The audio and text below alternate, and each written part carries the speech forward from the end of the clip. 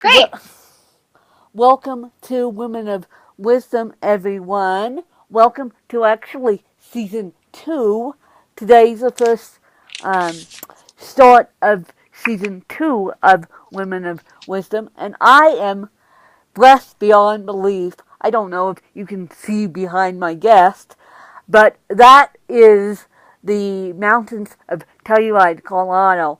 I'm based inside. You can see mountains behind me, but unfortunately, she's outside, and so unfortunately, she gets the better end of this deal because I'm the one inside doing the recording.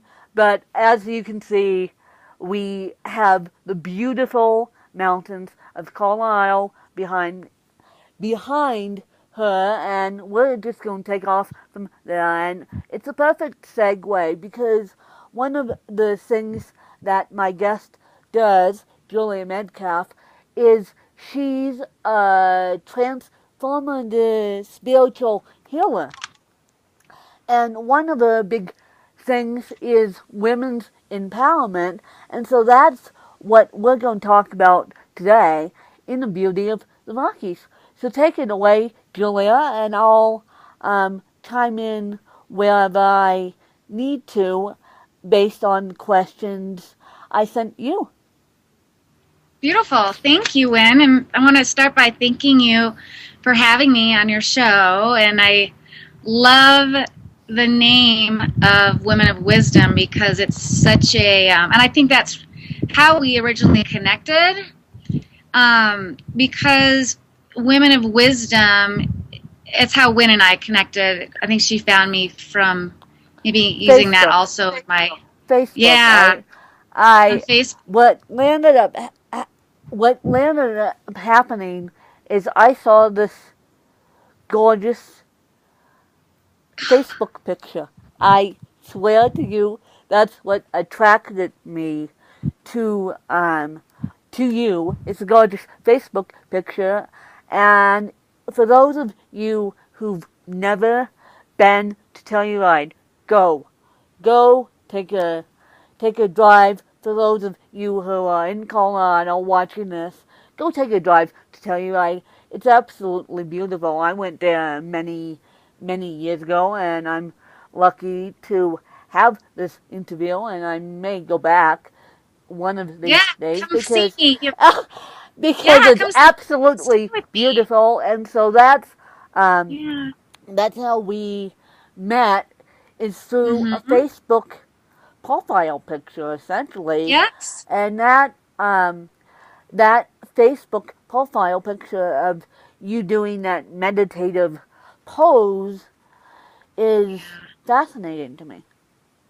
Yes. Is And that absolutely that was a that was the mudra of forgiveness on that. So if you go to my website, it's at www.juliemcafee, and it's McAfee like the antivirus software.com, and you can see some of those photos. And so the women of wisdom and how that really connects with women empowerment is, I work with women stepping into their power and truth, and the way that I work with them, really being able to dive deeper into that and connect with their true essence is by clearing beliefs that no longer serve them. So when I first started my business, I started working with just only women entrepreneurs because I knew that, for one, just being an entrepreneur can be so challenging. oh Um, yes, oh yes, yeah, and there's, you question yourself, can I do this? And you want to quit, and then sometimes you have these really highs and lows. It's not like consistent paycheck to paycheck. So no, there's a lot of emotional struggle, things that come up for women, like being a woman being able to break six figures, for example. They might have money issues from growing up. They may have been told that they'd never be successful. They may have grown up in poverty and have worthiness issues about making money. Um, and it can even be passed through, your DNA, believe it or not. That's Really? just an That is example. Yeah. fascinating to me that um, self worth can be passed through your DNA. That is just fascinating. You know, I had a little situation. I had two situations creep in my life last night, and I got my energy healer on the phone at 6 a.m. She's on Eastern Standard Time, and she cleared all that bad energy out of me at 6 a.m. And it's been going through that process of having energy shifted is absolutely amazing. So, for those of you Absolutely. who don't understand alternative medicine and don't understand what we're talking about, I would highly suggest you look it up and highly suggest you contact Julia McAfee because what um, what that energy does can really bring a person down and really just suck the life out of you. And I applaud of what you're doing with women and women entrepreneurs because 9 times out of 10 we all as human beings doubt ourselves, are we worthy enough, are we good enough to do this? And yes, we are. We just need the women, we just need the tagline of go woman go, Yeah. and then And mhm. we can do that with support. Right. And the that clearing, there the type of method that I work is called theta healing. And when I started doing energy work, I was a very young child, and I thought there was something wrong with me, and I kind of didn't know it was okay or not okay. And when I talked to my mom about molecules, like this is just more dense energy than this, and talking to people about that, I didn't think it was really okay, but I still had a lot of curiosity around it. And when I was in high school, I studied Reiki. I went to college, got my bachelor's degree, and then hopped right into cranial sacral therapy and a few other modalities, and became a professional for 12 years, making over six figures some of those years. And Oh after my having my three gosh. kids, it really gave me an opportunity to go deep. And I was going through kind of a dark night of the soul period where I really had to make a choice about, like, what is my Calling. passion, and what is my desire. And it was to serve people, um, showing them that they're able to do the things that they truly wish to be, and out all the consistent struggles coming up. So with the entrepreneurial work, and now I work with all women. It may be a woman who isn't able to have a healthy relationship, or someone who isn't able to lose weight, or somebody who maybe was adopted and had been passed around from foster home to fosterhood home, who's never really felt real love. And that's a download we can do to, like, a person like that. So along with the clearing, there's an ability to be able to truly more receive, and that's when you tap into that soul's essence, that ancient women's wisdom, that power and that truth of who you are, what you can do, what you're capable of, and creating anything that you want in your life. And so the more Exa- clarity that you exactly. have, yes, Exactly. yep, And basically, I've found women and men are afraid to write their books and are afraid to jump in to that journey of writing a book. You know, I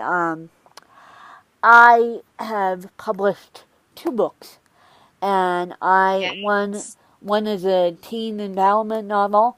Both can be found on Amazon or through my website. And I both self-published it.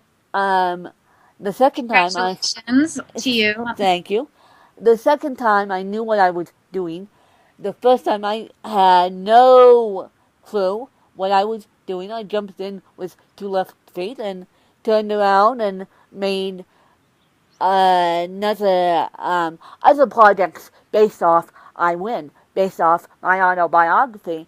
And so I needed at that time Go Woman Go attitude, and it's like that's a hard concept to understand as a disabled woman. Of yes, we all have fears. Yes, we need to focus on ourselves and do self care. And yes, we need to stop and slow down and move and shift that energy out of us. And for you, when you have cerebral palsy, and you are a huge light and an example in the world for example, somebody with cerebral palsy, the group collective consciousness, an area where we do the clearing. The group collective consciousness may not give you the respect that you deserve because of what the collective has. They may judge you in a certain way. And so with you just having clarity about what you desire in your dreams, for example, I don't know if you all know, but when competed, is it the Iron Woman or Yeah, Man? it's the Iron. It's we're the first female team ever to attempt Kona, and the first female team ever to attempt Kona. Kona being the Kona Iron Man. For those of you who follow me and know that I'm a triathlete, gave that up because of my time commitments, actually. And so, but that for me was the most interesting Awesome. experience of my life, dealing with a teammate who was so in into winning that it's like she didn't she we made it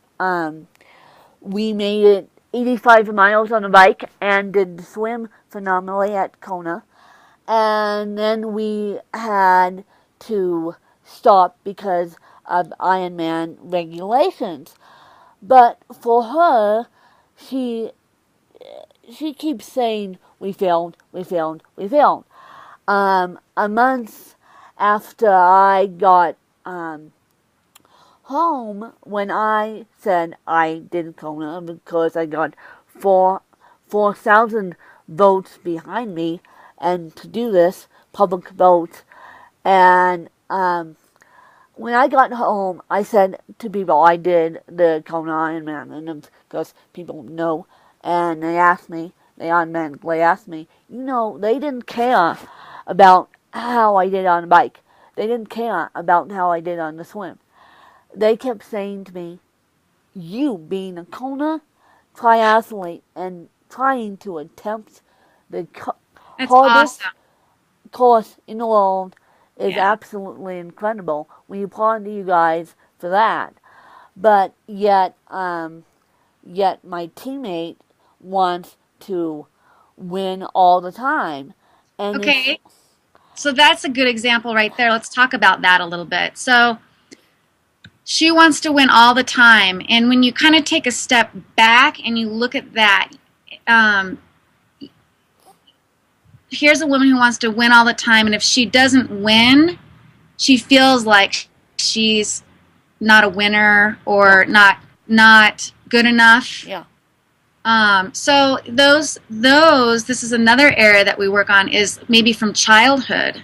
So maybe she had 3 older brothers she competed her whole life with. and she's always felt competitive. So whenever she's not number one, she feels like a loser. And so that's a false reality. And we can clear that. So, she might come to the table and be like, oh my gosh, Julie, I feel like I have to win. And I don't know what this is about, but it's really wearing me down. I want to just be She has to. grateful for being She, there. And she so we has to win, and and she. so we do that digging work around what that root belief is, and we clear it. And then that competition, that beating yourself up, goes away forever. She That's how do, powerful this work is. she doesn't understand that we inspired 1,000 people, over 1,000 people to begin with. I mean, me doing Kona It's a was huge a accomplishment. huge accomplishment, Yeah. and yet she's so focused on the little teensy weensy aspect of it being a triathlete that the bigger picture is missing. And that's a perfect segue to one of my questions. How can we teach our children about the bigger concepts of it's not all about winning races? Because I don't know if you guys know this, I'm also in education, and I'm finding the hardest thing is teaching the kids about respect. About respect, and um, it's the hardest thing for me to say to the kids, it's not all about winning, let's say, the egg race. It's not all about winning the egg race and winning the prize. It's about being a fair and gracious participant. Yeah. And so that's my next question is how do we teach our kids about respect and about respect and about the bigger picture in So, life. yeah. So I feel really strongly, and I think this is a really great question. I'm really glad that you brought this up. I mean, I showed my children that you had done that competition, and I told them about you. And I think that we all lead by example, and you've set a huge impression for my children. And a little emotional. I continue to have gratitude in my life for people like you, and I'm very conscious about the things that I do say with my children and about bringing them up. And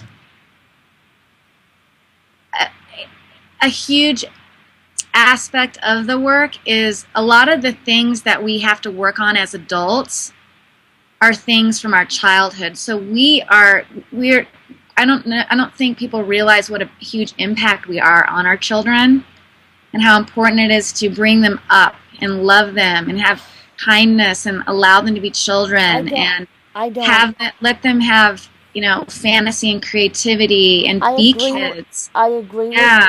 you. I agree with you, but And teach them about respect. at the same time, Mm-hmm. they this next generation of parent this next generation of parents drives me crazy because they are the kid's best friend, and yet they let the kids will roost, and yet I come from the baby boomer generation, and you do too. So the baby boomer generation, who's now raising us, who's been raised by baby boomers, are now instilling what their parents taught them. And this next generation of parents and this next generation of kids has no clue whatsoever about the bigger picture, about respect, about hello, how are you? Look up when, and Julie and I talk about this, and it drives me nuts. Look up when a person walks into the room. Do not look at mobile devices, and at least say, hi, how are you? And then go back to it.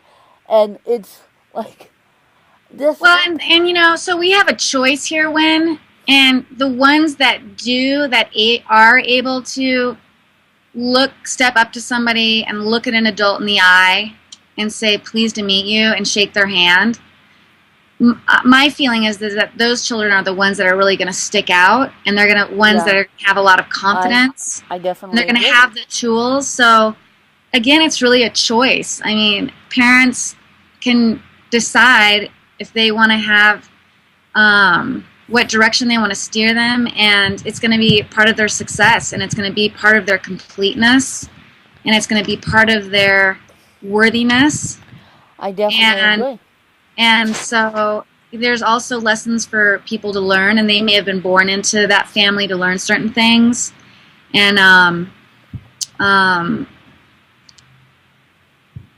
but it's so important, and it's so crucial for our children, that they know that they're loved and that they're supported, and that they Yeah, should also have the respect. So yeah, yeah, but you nine do, times it is the information age. Things have changed.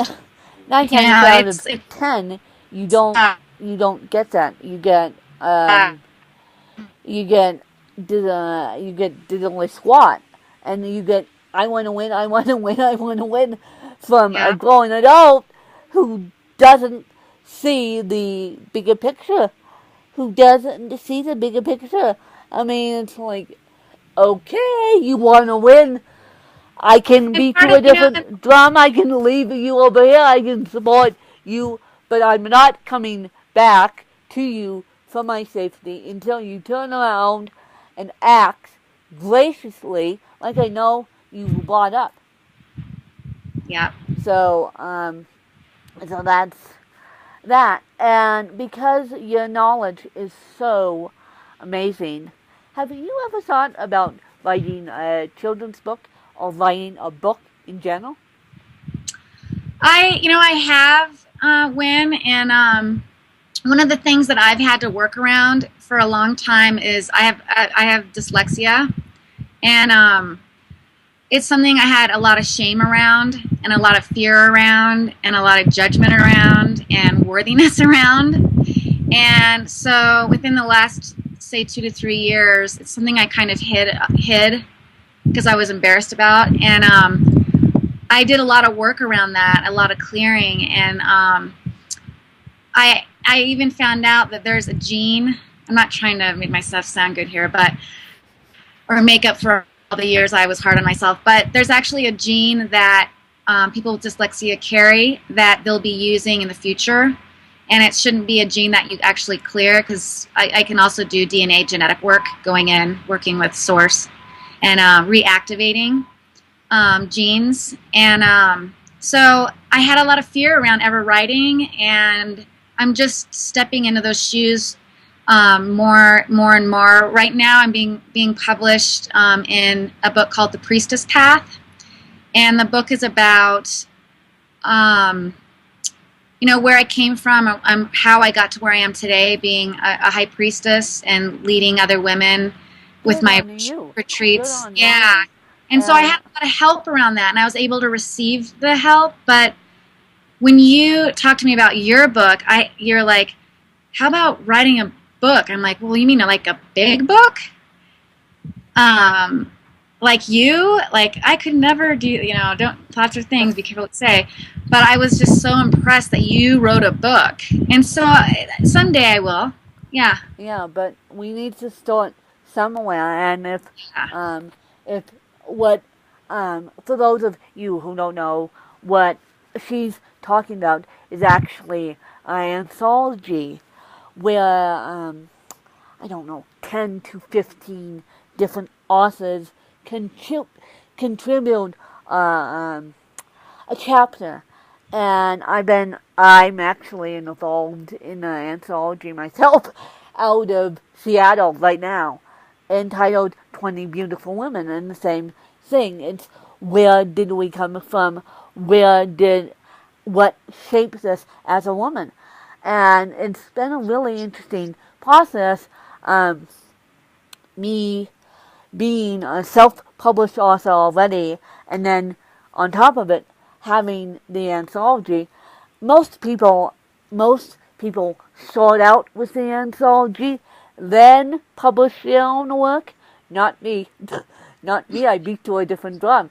I publish my own work first, and then many years later do an anthology. And so, basically, anthology is really therapeutic because you get the support from all women of all walks of life. And so basically my lesson for today is we all need a go woman go attitude and those cheerleaders behind the scenes of yes, you can do this, yes, you're worthy, yes, you can do this, and Absolutely. yes, you can focus on what you need to focus on. And I have one more question, and I And wait, know can I ask you something before the next question? Aren't you publishing books now or involved in a publishing company? I am Yeah, can you tell us a little bit about that? I published my last book, and I'm also involved in the anthologies. And how I publish is via Create Space, and Create Space is actually wonderful, and you can go and look on my website to find my YA novel. My YA novel is actually the most recent one, and then I Win, of course, those of you who want to Such a great title. Oh, delve I win. delve into a little bit more about me. But the way I do it, my book has actually been called Self Help, which I don't like the title because it's I win as autobiography, and so, but the way I do it brings light to people. The way I do it Absolutely. is it's like light at the end of you have your own light at the end of the tunnel. And what I wanted to ask you is I know you're Yes. certified in many modalities of alternative medicine, and I know you are certified in every which way. And what is your favorite modality? And I will tell you why I'm asking this question um, right now because I am I'm focused on me and focused on inspiring others, and I want my listeners to understand what dealing with the body in a positive way is like, Yes. because a lot of kids nowadays see the models being thin on TV, and it's like, enough with models being thin. We need to have a positive self outlook Yeah. here. And so my favorite modality when is called theta healing, and it's working with a particular brainwave. And so, which leads us into, let's say, children growing up and thinking they have to look a certain way or be a Yeah. certain way. That's a level. It's called like the core level learning. And I'll be really brief as I can be. So the way Theta Healing works is that when we consciously use our brain, we use approximately 12%. That 88% is the subconscious. And Wow. so when we grow up, there's four areas that we store beliefs in. It's the core level growing up. It's the DNA from at least two generations old. It's group collective consciousness, which we talked about a little bit.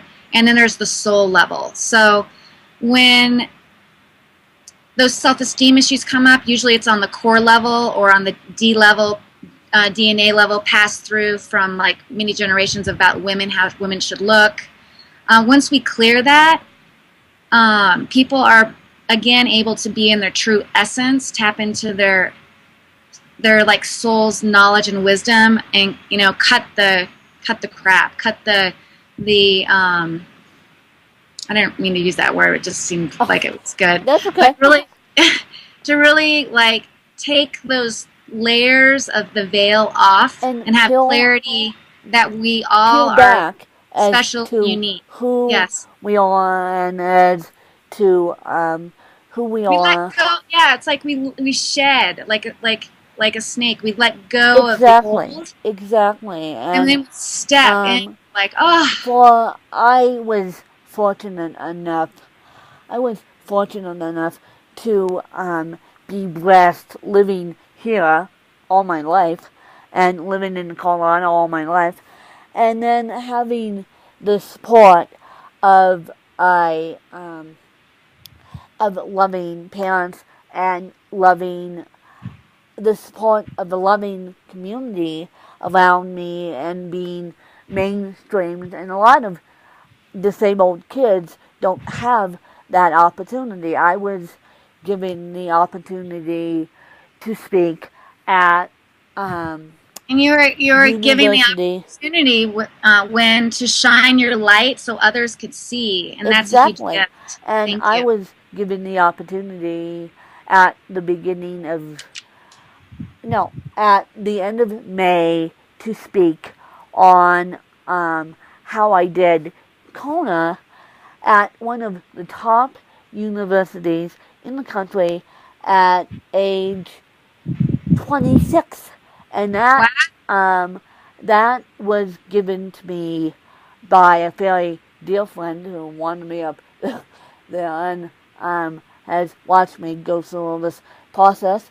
And I sat there, and I'm not kidding. I had 10 people glom onto me at two different occasions while I was up in Virginia doing what I'm doing, and it made my heart sing. And one of the things I said is treat people as if they were normal human beings. Forget the disability, and granted it was to 10 PE teachers who were trying to get certified in doing PE adaptively, and you could hear a pin drop in that classroom. No questions whatsoever, but yet they were all taking it in. that's awesome. And one of That's the great. things I said is that you need to walk past the disability and treat those as if they were their able-bodied counterparts, because 9 times out of 10 they pull the physical therapist in, and that's it. And I was lucky enough to have that opportunity where I was mainstreamed um, up through college, and I was given the opportunity to start my own company. And I remember when I got laid off from my volunteer job at the time in 2006, 2007, I remember standing in my office at the base of a stairway, and I remember saying to my mom, who was alive at the time, um, what am I supposed to do? What am I supposed to do?